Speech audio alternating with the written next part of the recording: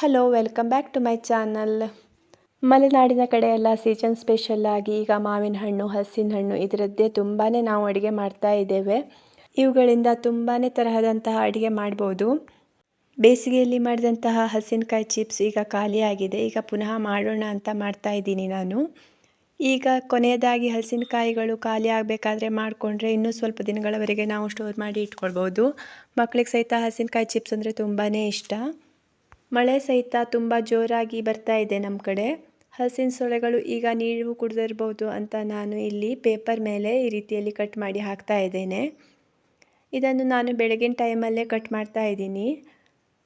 ಇದು ತುಂಬ ಟೈಮ್ ತಗೊಳತ್ತಲ್ಲ, ಹಲಸಿನ ಸೊಳೆಗಳನ್ನು ಬಿಡಿಸಿ ಹೊರಗಡೆಯಿಂದ ಕಟ್ ಮಾಡಿ ಬಿಡಿಸಿ ನಂತರ ಈ ರೀತಿಯಲ್ಲಿ ಚಿಕ್ಕ ಚಿಕ್ಕದಾಗಿ ಕಟ್ ಮಾಡಬೇಕಲ್ಲ, ತುಂಬ ಟೈಮ್ ತಗೊಳುತ್ತೆ.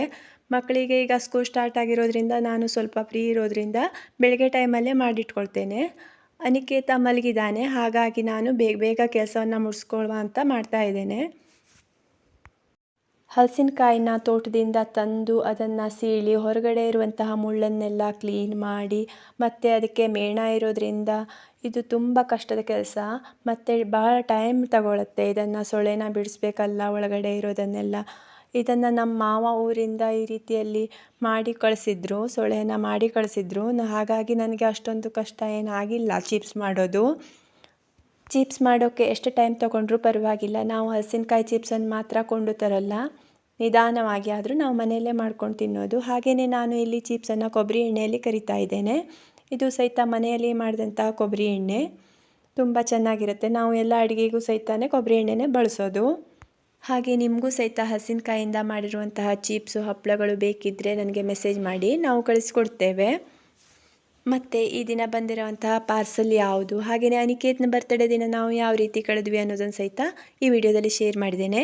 ಹಾಗೆಯೇ ಹಲಸಿನಕಾಯಿ ಚಿಪ್ಸ್ ಸಹಿತ ತುಂಬಾ ಚೆನ್ನಾಗಿ ಬಂದಿತ್ತು, ಗರಿ ಗರಿಯಾಗಿ ಬಂದಿತ್ತು. ನಾನು ಅಂದ್ಕೊಂಡಿದ್ದೆ ಮಳೆ ಇರೋದ್ರಿಂದ ಎಲ್ಲಿ ಮೆತ್ತಗಾಗಿಬಿಡುತ್ತೋ ಅಂತ, ಹಾಗೇನೂ ಆಗಿಲ್ಲ, ತುಂಬಾ ಚೆನ್ನಾಗಿ ಬಂದಿದೆ ಹಲಸಿನಕಾಯಿ ಚಿಪ್ಸು.